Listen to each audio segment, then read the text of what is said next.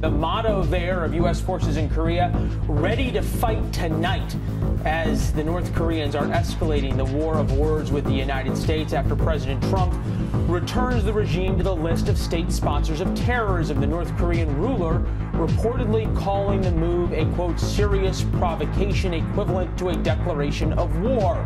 Today, the United States is designating North Korea as a state sponsor of terrorism.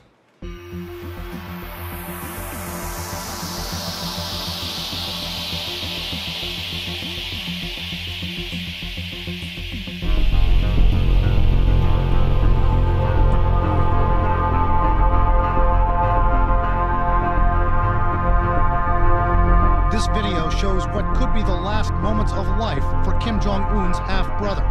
In the footage from Fuji television, Kim Jong-nam lies on a gurney at Kuala Lumpur's airport on February 13th, appearing to be unconscious, sometimes given oxygen. Minutes earlier, according to Malaysian officials, his face had been smeared with a deadly chemical weapon, VX nerve agent. This assassination, cited by President Trump as a key reason why North Korea is now being placed back on America's list of state sponsors of terrorism.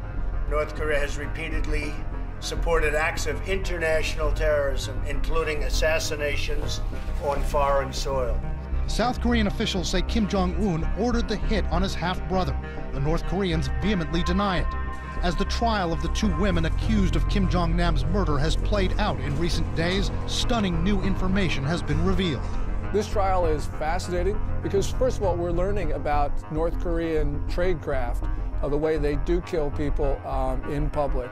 According to Reuters, dozens of clips of surveillance footage have been played in court, some of it showing 4 suspects, identified by a chief investigator as North Korean handlers, talking to the women before the attack. Reuters reports the investigator testified that the men applied the VX to the women's hands.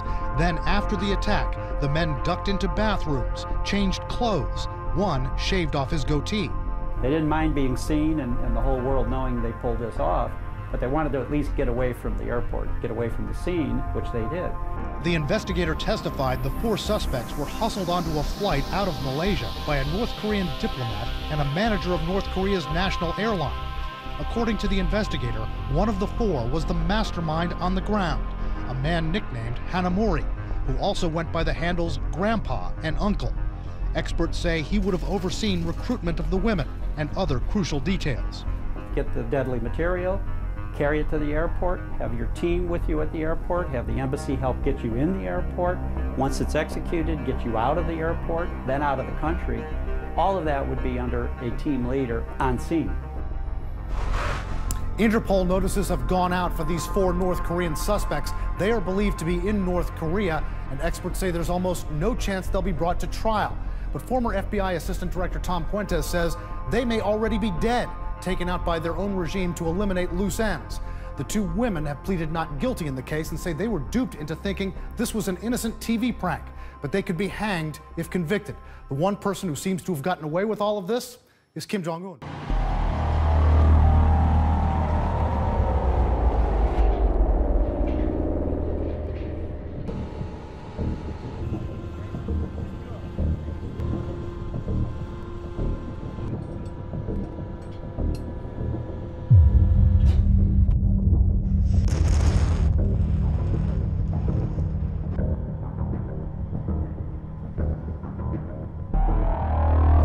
Russia's foreign minister has accused the United States of militarizing the Asia-Pacific region, pumping missile defense systems into South Korea and Japan in response to the threats posed by North Korea.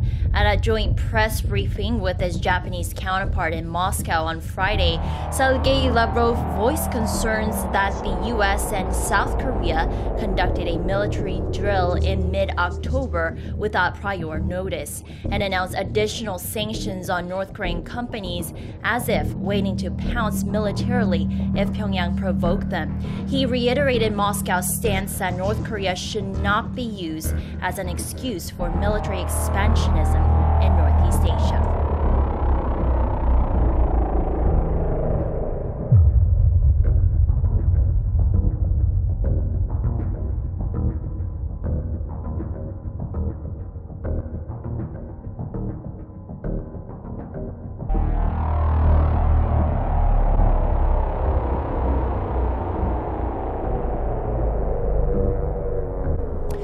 has emerged that North Korea reached out for a dialogue with the United Nations 2 months ago. Isolated for so long, it's possible Pyongyang wanted to object to the international sanctions piling up on it. The regime's attempt, however, was rebuffed by Washington. Our Oh Jung-hee reports. North Korea asked the UN chief to open up dialogue between Pyongyang and the UN 2 months ago, according to Tokyo-based Kyodo News Agency on Friday. Quoting various diplomatic sources familiar with the UN, the agency reported North Korea's Foreign Minister Ri Yong-ho asked for a dialogue channel with the UN Secretariat in late September, when he had a closed-door meeting with UN Secretary-General Antonio Guterres. It's known that the Secretary-General avoided giving a direct answer to this request, but expressed concern over the tensions on the Korean peninsula. He also called on the regime to abide by UN resolutions and stop nuclear and missile development. Later, Jeffrey Feltman, the UN's Under-Secretary-General for Political Affairs, discussed this matter with a high-level U.S. official. And due to U.S. opposition, a dialogue between North Korea and the UN couldn't be achieved. Kyodo reported that there could have been diverging views among the permanent members of the UN Security Council, as China and Russia were for this dialogue. It's been speculated that the North wanted an international conversation to claim that the sanctions against Pyongyang are unreasonable. North Korea's representatives to the UN are continuously demanding for a global forum that involves law experts to verify the legality of the UN's sanctions resolutions. Well, I welcome the fact that the United Nations Security Council has been united in its condemnation of the actions of North Korea. These are illegal tests that they've carried out, and they should stop these.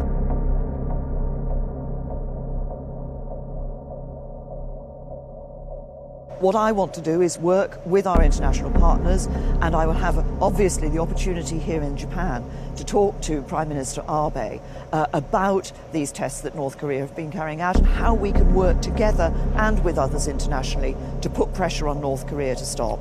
And crucial along with that is, of course, the role of China. I believe that China should be using its leverage with North Korea to ensure that North Korea stops these illegal tests. There are a number of issues that China could look at. Obviously, there's been some discussion of further sanctions in the international community.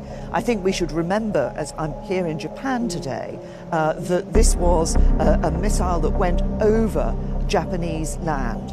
So that would have been of real concern to the Japanese people. We need to work together internationally to stop North Korea from carrying out these illegal tests.